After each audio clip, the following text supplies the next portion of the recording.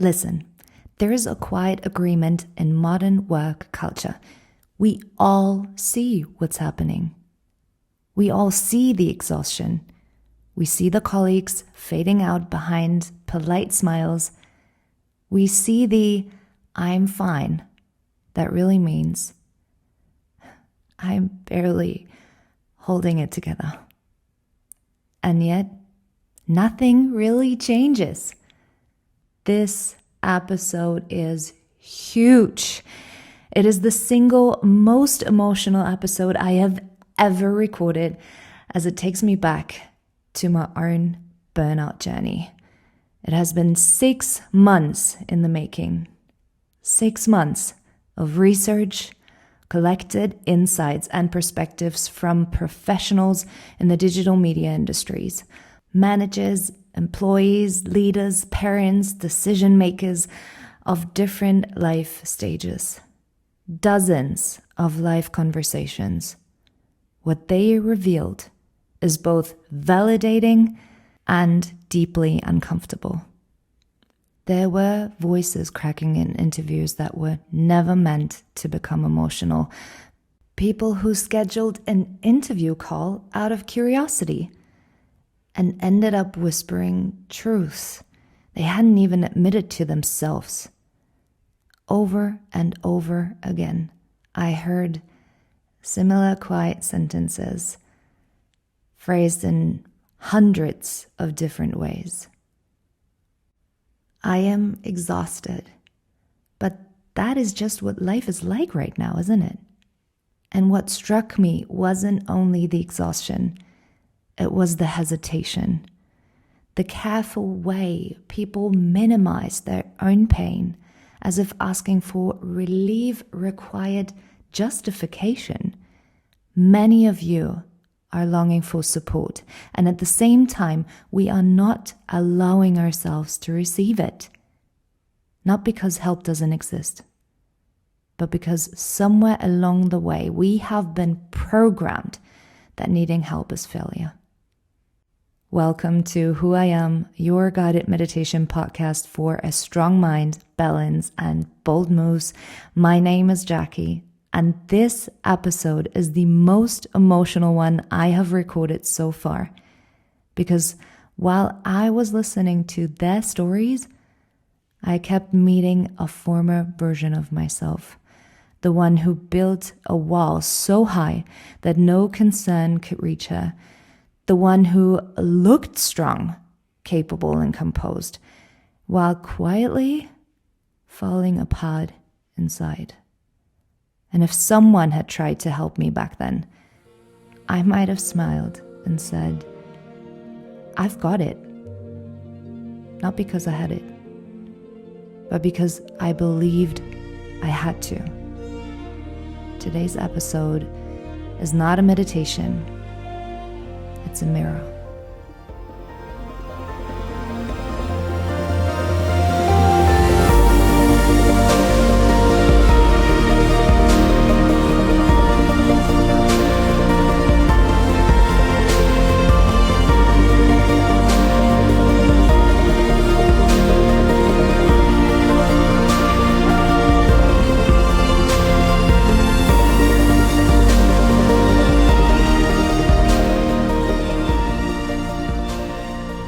Over the past months, I have conducted a survey, and honestly, as much as I was anticipating strong insights, the intimacy of this research and the results both surprised and shocked me beyond my expectations. This episode will reveal it all, while of course keeping all of this anonymous and guarding each participant safely. You see, my intention with this episode, but really with this podcast, is to open a safe space where we can finally talk openly about the elephant. No masks, no walls. Across over 100 survey responses and dozens of interviews, there is a shared reality that came to the surface. Different roles, different life situations, different challenges, and yet there is the same underlying experience. It feels like the system is broken, but I'm the one who has to function in it. We feel responsible for surviving a system we cannot change. People are not burning out because they are weak. They are burning out because everything is urgent all the time. There is no space to recover. Even rest feels like something we have to optimize. This is not just practical insight and real spoken word. People are bound to this quiet contract of adapting, coping, pushing through. We normalize. And in doing so, we keep this system running. Let's start digging into these insights. On average, participants rated burnout awareness at 7 out of 10. We know what burnout looks like.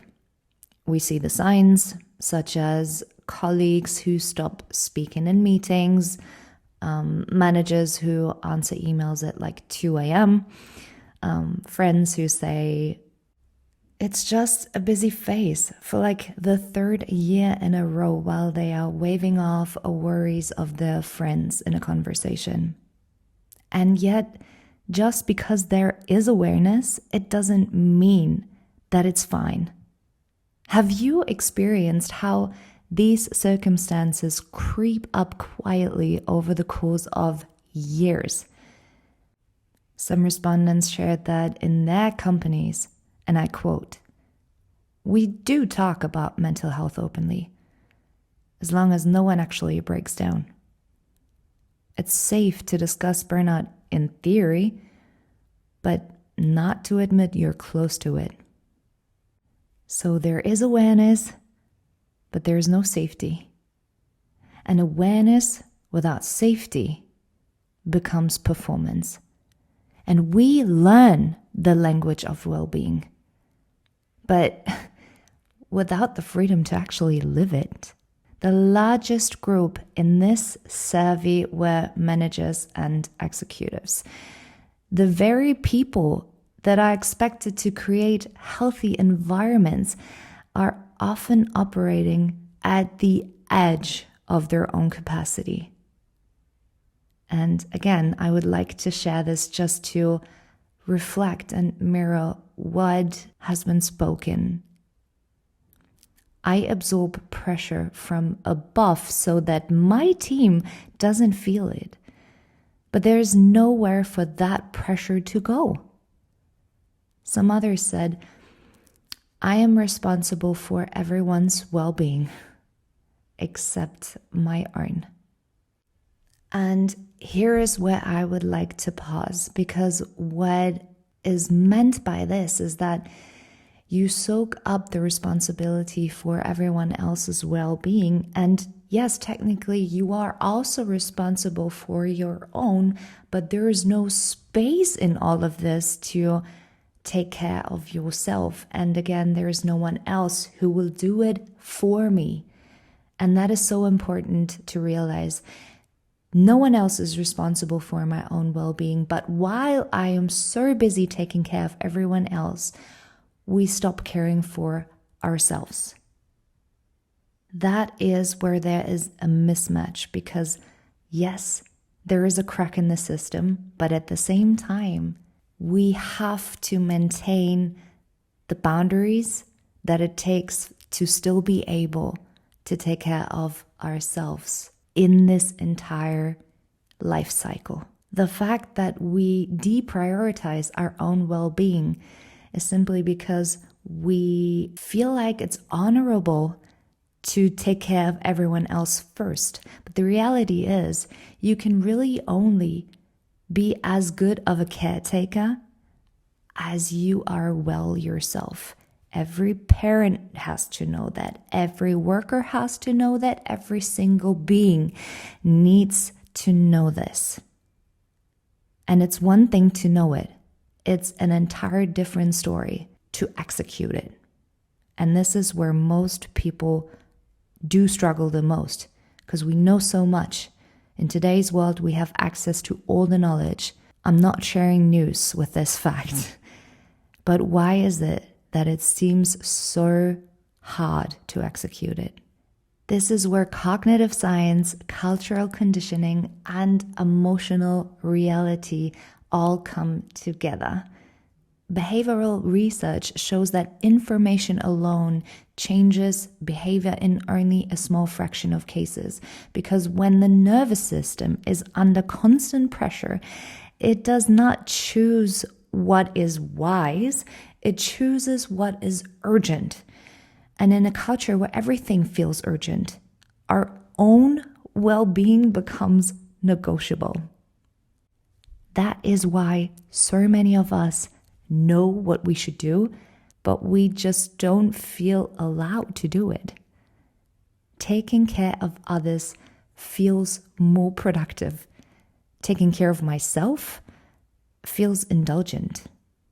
So we respond to messages, we support colleagues, we hold space for friends, we meet deadlines, we absorb pressure, and we postpone ourselves, not because we don't matter, but because somewhere along the way we learned that our own worth is measured by how much we can carry for everyone else. So that practically means that leadership today often means being the shock absorber of the system. And we praise that as resilience. About 42% reported that their companies offer mental health services. That's great. There are apps, there is coaching, there are workshops, there are hotlines. But in the interviews, the tone started to shift. Yes, we have resources, but we don't really have time to use it. Yes, we have resources, but if I actually reduced my workload, it would fall on my team. Yes, we've got resources, but being seen using them feels risky. And with that, I feel like taking a deep inhalation here.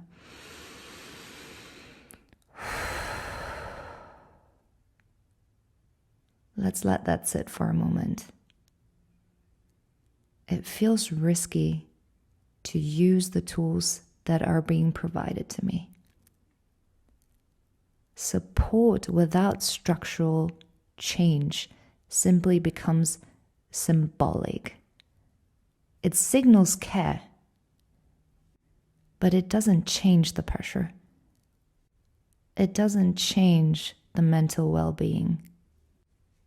It means that support exists, but it's performative.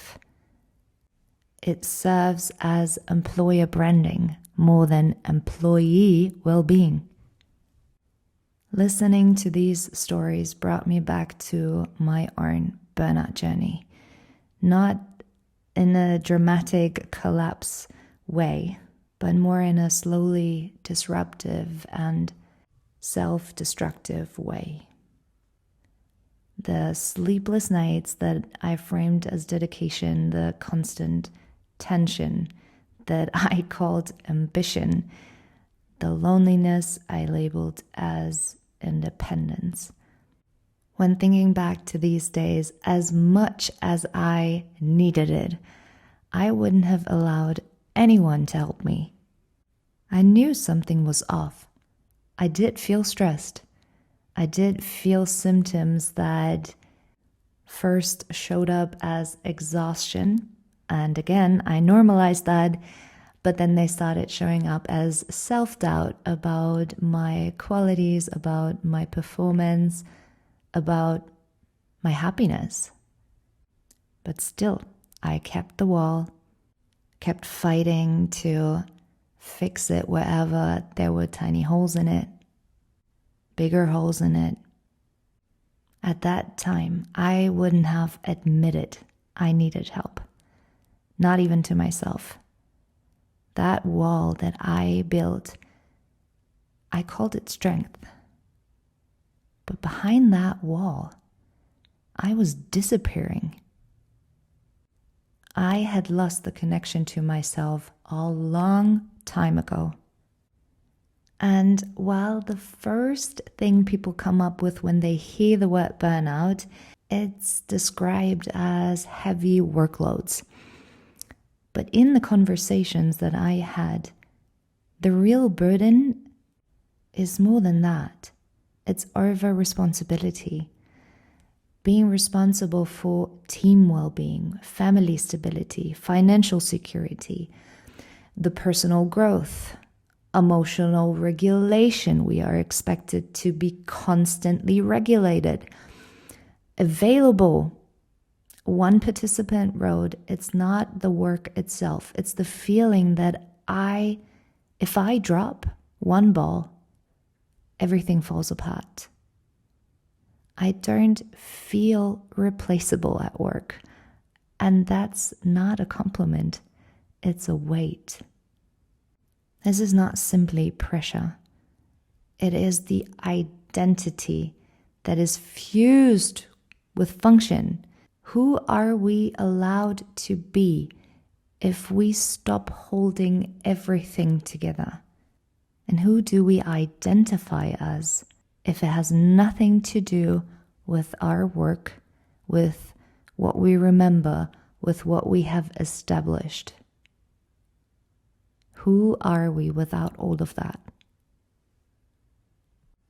So here are the top 5 main reasons that have been named for burnout. Number 5, management and structural issues. Number 4, lack of boundaries. Number 3, unrealistic expectations. Number 2, and yes, it is high up on the scale, is the excessive workload and the overload. But number 1 was mentioned to be the pressure and the constant performance demands from all sides around them. That is professionally, but also in their private lives and family lives. Even in their private environment, we have established a performance demand. Burnout really is less about working hard, and it's more about working without recovery, working without clarity, and without agency. On the surface, our major challenges are balancing professional and personal life, managing all the multiple roles simultaneously, and the constant pressure and expectations that are literally thrown our way, the lack of clarity and direction, leadership responsibility without the sufficient support, and decision fatigue about our future paths.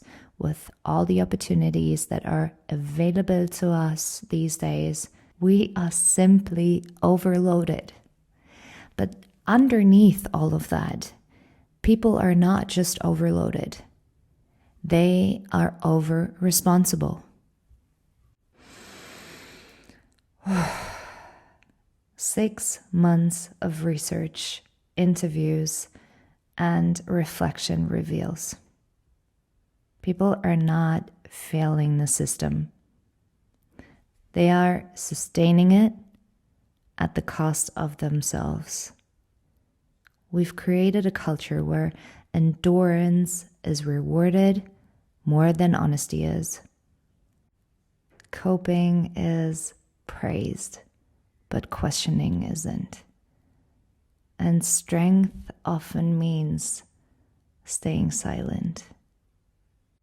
So I want to put the title of this episode into a question. Are we actually surviving a system we cannot change? I believe it's true. But here's what we can change. The only thing that we can really change is ourselves, our own beliefs, our own approach. And by that, we are able to impact the outside. It has to start with us. That is the way that we can shape a new system together. So if right now you see yourself in a situation where I was many years ago, let me tell you that strength is not constantly pushing through the exhaustion. Strength is allowing ourselves to be seen before we collapse. The vulnerability that comes with it is courage. Showing up for yourself is bravery.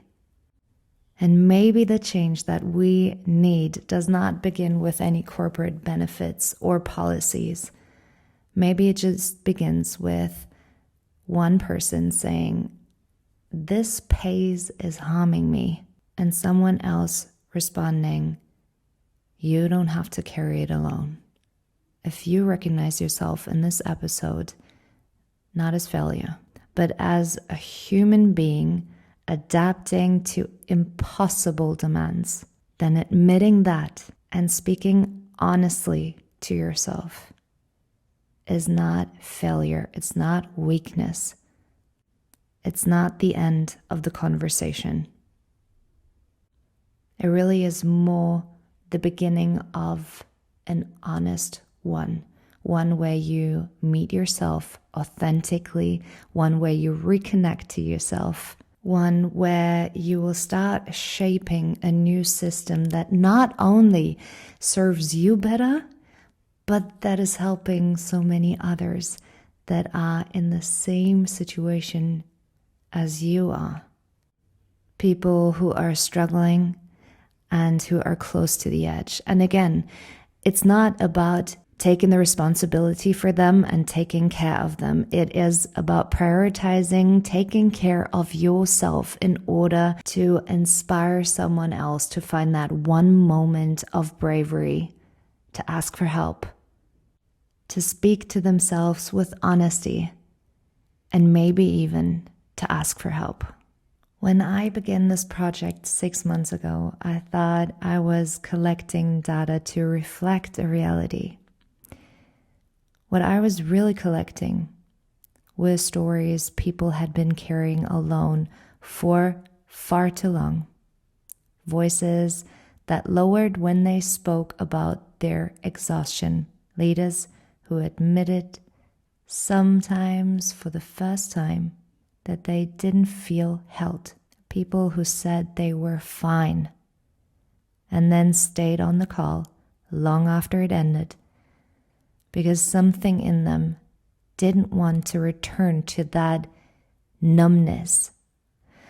I put this much effort into this work not because burnout is some kind of trending topic, but because I know what it feels like to sit behind a carefully structured wall, hoping that someone will notice the cracks without forcing their way in. I know what it feels like to appear strong while quietly disappearing inside. And I also know how different the journey might have been if someone had stayed close, not to fix me, and definitely not to convince me, but to remain present for long enough for me to feel safe, lowering my armor. And this episode is my way of being that presence. I don't want to be an expert standing above you.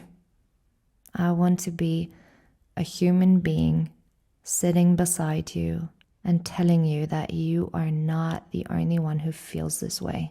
You are not weak for struggling in a system that demands something impossible, and you don't have to earn the right to take care of yourself. If something in this conversation resonated, right there in that place that you rarely show to anyone, then please, please, please consider this an open door.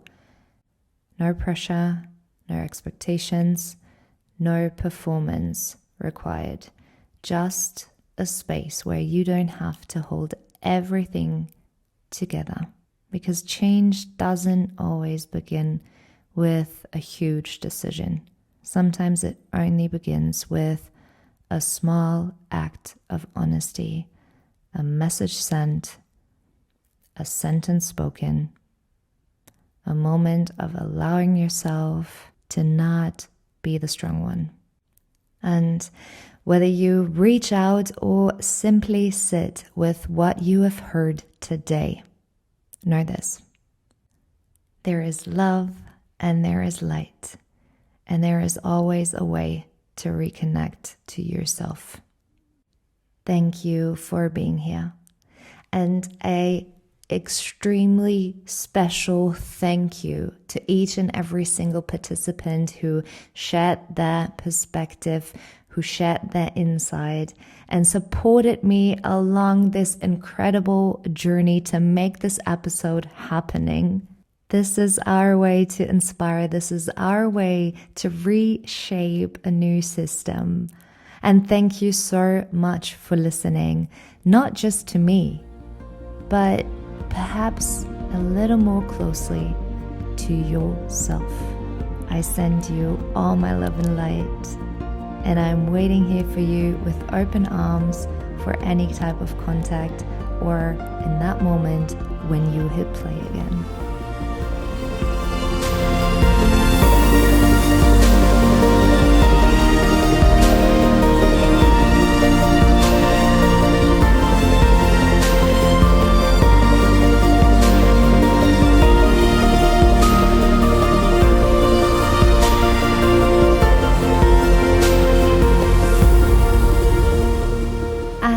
One more thing before you head off.